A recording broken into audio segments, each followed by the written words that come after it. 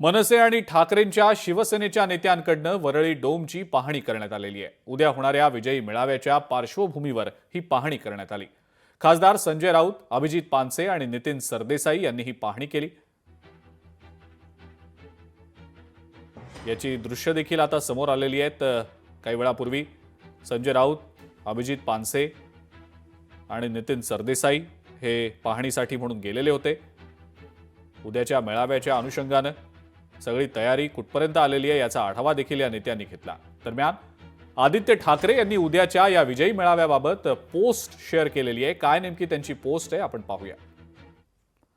जय महाराष्ट्र, पहिलीतल्या विद्यार्थ्यांवर झालेल्या त्रिभाषा सक्ती, हिंदी सक्तीच्या विरोधात आपण सर्वांनी आवाज उठवला।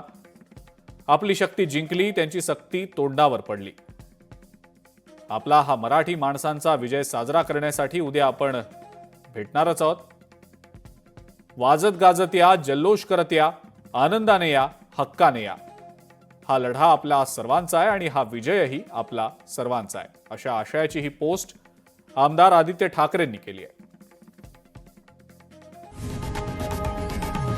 लोकशाही मराठी ऐका, पहा, जागरूक रहा।